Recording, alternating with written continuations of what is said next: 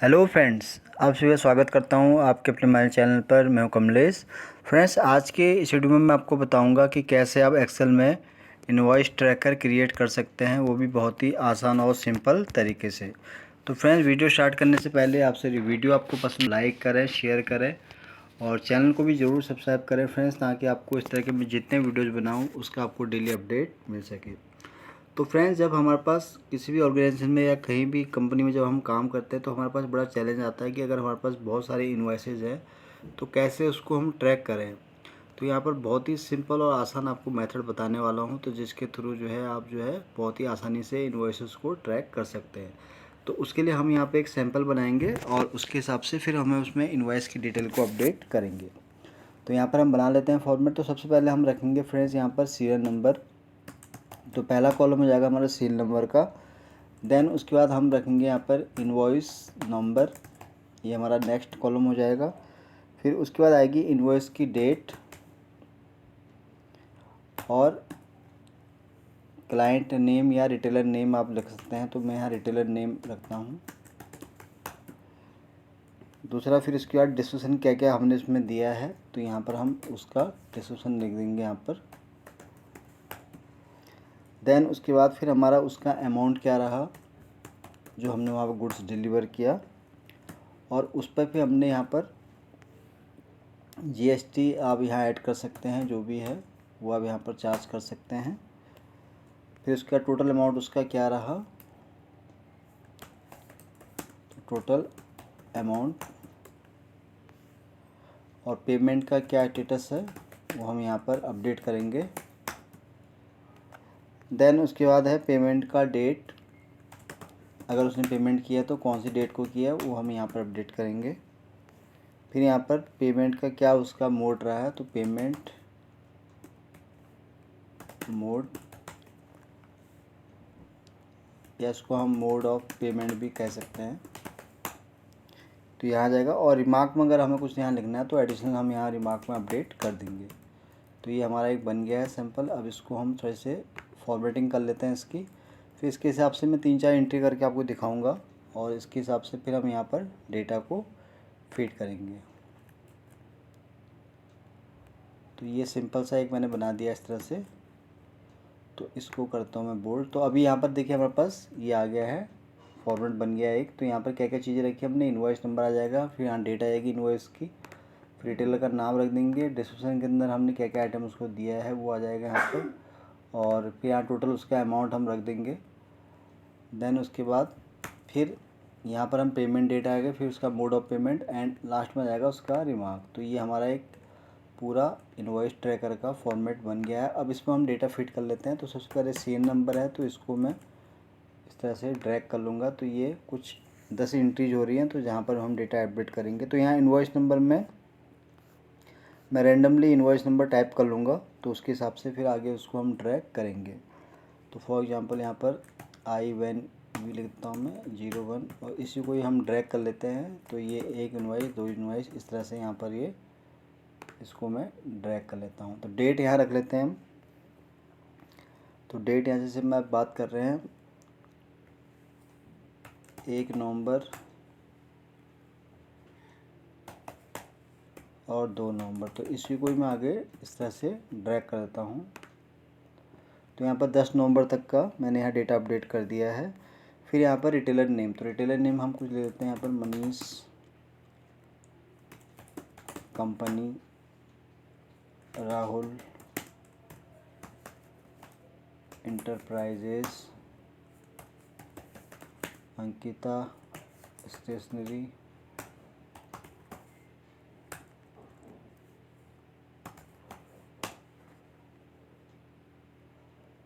और रामसंस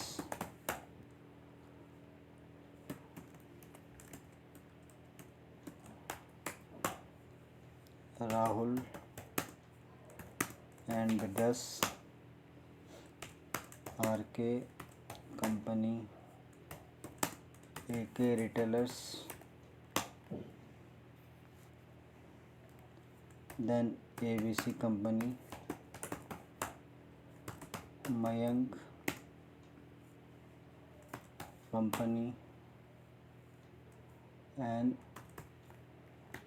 टेकम। तो ये मैंने रेंडमली कुछ ऐसे ही रिटेलर नेम यहाँ पर जैसे एग्जांपल के लिए आपको यहाँ पर मैनुअली टाइप कर दिया। अब क्या क्या हमने इसको आइटम दिए हैं वो हम यहाँ पर मेंशन कर देंगे। तो फॉर एग्जांपल जैसे हम यहाँ पर होम एम्साइलेंस के आइटम ले लेते हैं, LED, LCD, AC, washing machine, mixer grinder, फिर यहाँ पर जूसर, मिक्सर ग्राइंडर, यहाँ पर home theatre, music system and यहाँ पर ब्लूटूथ स्पीकर,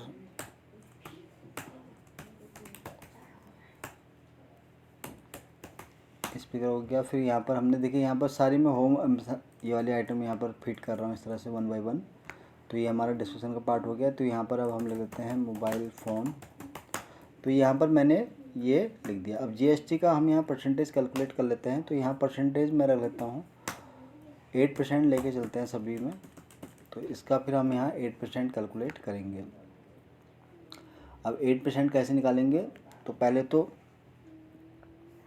जो डिस्क्रिप्शन है उसका हम यहाँ अमाउंट करेंगे। तो यहाँ पर हम क्या है जीएसटी को अमाउंट के बाद ऐड करेंगे। तो यहाँ पर मैं इस कॉलम को इसको एक यहाँ कॉलम इंसर्ट कर लेता हूँ और जीएसटी वाला जो है इसको हम यहाँ पर रख लेते हैं, क्योंकि अमाउंट के बाद ही हम जीएसटी को कैलकुलेट करते हैं। तो यहाँ पर मैं अमाउंट रख लेता हूँ रेंडमली, मिनिमम 25,000 और मैक्सिमम रख लेते हैं मैं यहाँ 45,000। तो ये आ गया हमारे पास,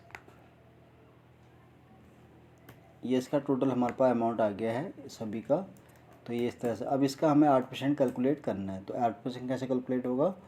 तो उसके लिए हम यहाँ पहले उसका कैलकुलेशन निकालेंगे। तो यहाँ पर हम जीएसटी का भी अमाउंट इस तरह से दिखा देते हैं। तो यहाँ पर एक कॉलम ऐड कर देंगे हम जीएसटी अमाउंट।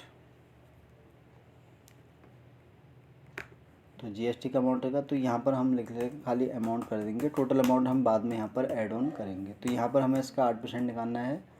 तो मल्टीप्लाई 8%। तो ये 8% के हिसाब से इन सभी का यहाँ कैलकुलेशन हमारे पास आ गया। तो यहाँ पर अब हम एक कॉलम ऐड कर लेंगे फ्रेंड्स, टोटल अमाउंट, क्योंकि इसमें ये वाला अमाउंट यहाँ पर प्लस हो जाएगा। तो इसको हम करेंगे। तो ये होगा हमारा जीएसटी का अमाउंट। अब ये हो गया हमारे टोटल यानी कि इनवॉइस के हिसाब से इन सभी का यहाँ पर हमारे पास अमाउंट आ गया। अब स्टेटस हमें यहाँ अपडेट करना है कि क्या रहा क्या नहीं रहा। तो यहाँ पर हम लिख लेते हैं पेड। तो कहीं पर मैं पेड लिखता हूँ, कहीं पर मैं यहाँ पर इस तरह से रीजन डाल दिया मैंने, रेंडमली पेड हो गया। और यहाँ पर हम इसको पेंडिंग रेंडमली लिख लेते हैं कुछ में। तो ये मैंने पेमेंट का स्टेटस भी मैंने यहाँ अपडेट कर दिया कि कौन से पेड हुए हैं कौन से नहीं हुआ। पेमेंट का मोड हम यहाँ रख लेते हैं कि किस तरह से पेमेंट हुआ है। तो यहाँ पर हम ले लेते हैं यूपीआई और यहाँ पर चेक लिख सकते हैं हम यहाँ पर।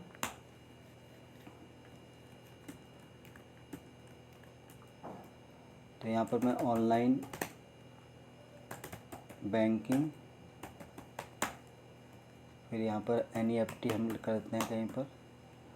अब जो पेंडिंग वाला है वहाँ पर हम क्या है, पेंडिंग क्यों है? तो यहाँ पर हम इसको हम ऐसे छोड़ देते हैं। तो यहाँ पर अच्छा यहाँ पर पेमेंट डेट है, ये मैंने गलत कर दिया। तो मैं इसको मूव करता हूँ इधर, ये हमारा यहाँ पर आ जाएगा।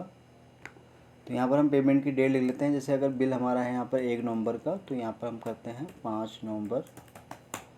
और इसी तरह यहाँ पर 3 नवंबर का है, तो यहाँ पर हम कर देते हैं 8 नवंबर।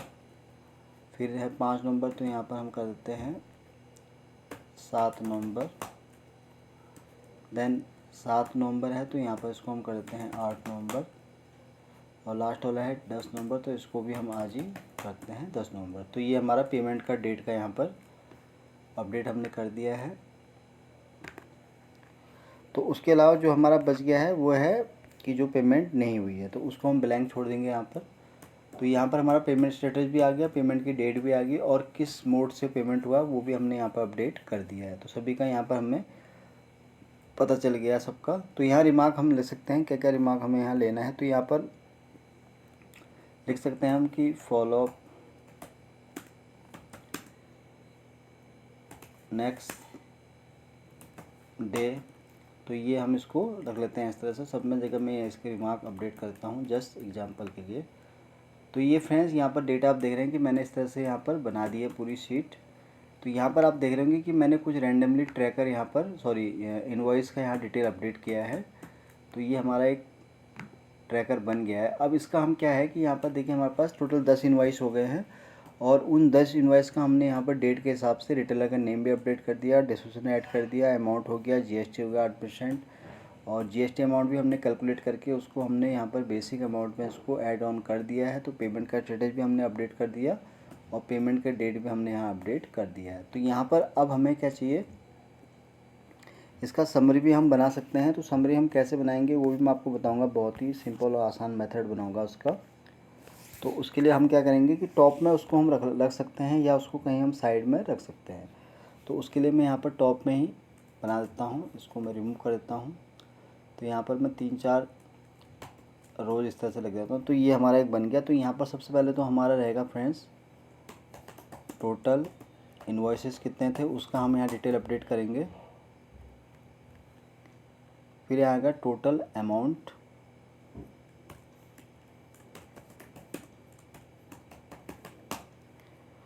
फिर है पेड इन्वॉइसेस कितने हो गए हैं उसमें, तो उसका सारा हम यहाँ पर नंबर ऑफ काउंट कैलकुलेट करेंगे। फिर पेंडिंग इन्वॉइसेस कितने हैं, देन पेंडिंग अमाउंट। तो ये आ गया हमारा, ये हमने यहाँ बना दिया इस तरह से हेडर। अब इसी के हिसाब से हम यहाँ पर इसको अपडेट करेंगे। तो सबसे पहले हम यहाँ फंक्शन ट्राई करेंगे क्योंकि हमें टोटल इनवॉइस निकालना है। तो उसके लिए हम यहाँ पर यूज करेंगे काउंटर। तो इसको मैं यहाँ पर ड्रैग करके रखता हूँ ऊपर से लेकर नीचे तक। तो देखिए टोटल हमारे यहाँ इनवॉइस आ गए हैं। तो मैंने ये इसलिए लिया है रेफरेंस पूरा इसका, ताकि अगर नीचे भी अगर आगे एंट्री हो ऐड ऑन होंगी तो ऑटोमेटिक वो यहाँ पर अपडेट होता रहेगा। तो ये हमारे पास इसका टोटल इनवॉइस का काउंट आ गया। अब टोटल हमें अमाउंट चाहिए, तो उसके लिए हम क्या करेंगे, यहाँ पर टोटल अमाउंट हमारे पास कौन सा है, ये वाला है। तो इसको हम क्या है पूरा सम कर देंगे। तो ये हमारे यहाँ टोटल अमाउंट यहाँ पर मिल गया है। उसके बाद है पेड इनवॉइस। अब पेड इनवॉइस कितने हुए हैं वो हमें यहाँ पर उसका काउंट निकालना है। तो कितने हैं उसका भी हम यहाँ पर काउंट कैलकुलेट कर लेंगे। तो उसके लिए हम यहाँ ट्राई करेंगे, काउंटिव फंक्शन को हम यूज करेंगे।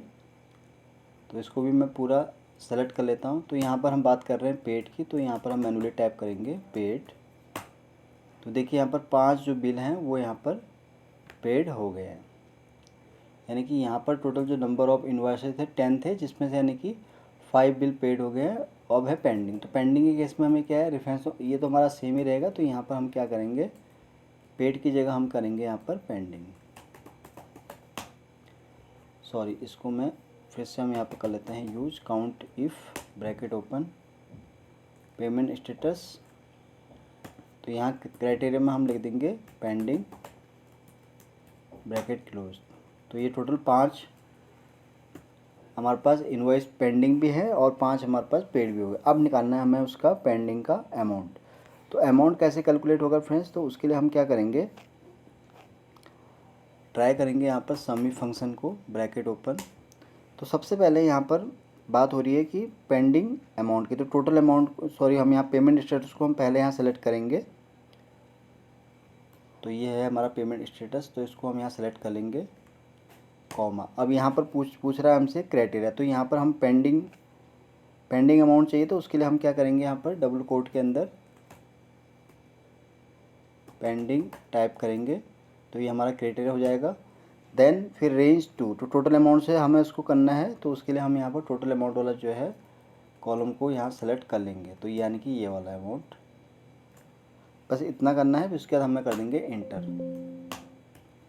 एक बार देखते हैं कि फंक्शन, तो इसको हम फिर से एक बार ट्राई कर लेते हैं। तो यहाँ पर हम टाइप करेंगे ब्रैकेट ओपन सम इफ़ हो गया हमारा। तो पहला यहाँ हमें लेना है जो जहाँ पर हमारा पेमेंट का स्टेटस है। तो उसको हम यहाँ सेलेक्ट कर लेंगे फ्रेंड्स। तो उसके लिए हमारा ये वाला है, इसको हम सेलेक्ट कर लेते हैं। इसको सेलेक्ट करने के बाद फिर हमें टाइप करना है यहाँ पर कॉमा, फिर यहाँ पर हमें क्राइटेरिया क्या करना है, पेंडिंग का हमें जानना है। तो यहाँ डबल कोट में हम पेंडिंग टाइप करेंगे, पेंडिंग डबल कोट से इसको हम क्लोज करेंगे, फिर कॉमा। तो यहाँ पर सम की रेंज, अब सम की रेंज में वैल्यू आएगी तो उसके लिए हम क्या करेंगे, ये जो अमाउंट है टोटल अमाउंट, ये वाला हम इसको यहाँ सेलेक्ट कर लेंगे और ब्रैकेट क्लोज कर देंगे, जस्ट इंटर। तो ये हमारा देखिए फ्रेंड्स यहाँ पर समरी पूरी बन गई है। तो इसको मैं इस तरह से यहाँ पर बॉर्डरिंग करता हूँ सही से। तो यहाँ पर जो पेंडिंग अमाउंट है उसको आप यहाँ इस तरह से रेड मार्क कर सकते हैं कि इतना अमाउंट हमारा यहाँ पर पेंडिंग है। तो ये देखिए फ्रेंड्स हमारे पास क्या है कि पूरा, यानी कि हमने पहले तो यहाँ पर बना दिया पूरा इनवॉइस का ट्रैकर हमने बना दिया है कि कैसे इसको बनेगा। टोटल मैंने यहाँ 10 एंट्री का डेटा बनाया है। तो इसमें सभी का हमने यहाँ आइटम डिस्क्रिप्शन लिख दिया, अमाउंट हो गया, जीएसटी वगैरह ऐड हो गया। तो यहाँ पर उसका अमाउंट आया, टोटल अमाउंट आएगा, पेमेंट स्टेटस भी होगा। अब इसी के हिसाब से क्या किया फ्रेंड्स हमने यहाँ पर, तो इसके हमने यहाँ पर ना समरी भी यहाँ पर हमने ऐड ऑन कर दी है। अब क्या होगा कि कोई भी चीज़ अगर हम यहाँ से चेंज करेंगे इस डेटा के अंदर तो ऑटोमेटिक आप देखेंगे कि उसके हिसाब से सारी चीज़ें यहाँ पर डन हो जाएंगी। तो यहाँ पर आप अपने हिसाब से उसको हाईलाइट कर सकते हैं। और पेंडिंग देखिए जिस हिसाब से आपको लगता है कि यहाँ डेटा कलर होना चाहिए वो आप यहाँ रख सकते हैं। और ये इस तरह से आप देखेंगे कि ये यहाँ पर बन गया है। तो अभी क्या होगा कि अगर मैं कोई भी यहाँ एंट्रीज करूँगा, फॉर एग्जांपल मैं अगर यहाँ पे एंट्री कर लेता हूँ, इसी को मैं अगर ड्रैग करता हूँ तो आप देखेंगे ऑटोमेटिक वो कैलकुलेशन यहाँ पर आपको चेंज दिख जाएगी, यानी कि ऑटोमेटेड ये सारा काम यहाँ पर होता रहेगा। इसी तरह आप चाहे यहाँ पेड में भी अगर आप यहाँ पर कुछ करेंगे, पेड करेंगे तो ऑटोमेटिक, जैसे पेड अभी आप 5 दिखा रहा है तो मैं पेड को कॉपी करूँगा नीचे तो देखिए 6 पेड हो गए और ये इतना हो गया। तो यहाँ पर सारी चीज़ें ऑटोमेटेड मैंने यहाँ पर कर दी हैं। तो फ्रेंड्स ये मैंने आपको बताया बहुत ही आसान और सिंपल तरीके से कि कैसे आप एक्सेल में इनवॉइस ट्रैकर बना सकते हैं और प्लस उसका कैसे आप ऑटो समरी भी जनरेट कर सकते हैं। तो फ्रेंड्स उम्मीद करता हूँ कि ये वीडियो आपको बहुत पसंद आया होगा। तो वीडियो अगर अच्छा लगा हो तो प्लीज़ इसको आप लाइक करें, शेयर करें और चैनल को भी ज़रूर सब्सक्राइब करें फ्रेंड्स, ताकि आपको इस तरह के मैं जितने भी वीडियोज़ बनाऊँ उसका आपको डेली अपडेट मिल सके। तो जल्दी ही आऊँगा फिर से एक नई वीडियो के साथ। तब तक के लिए आप अपने आप को खुश रखें और अपना ध्यान रखें। Thank you so much.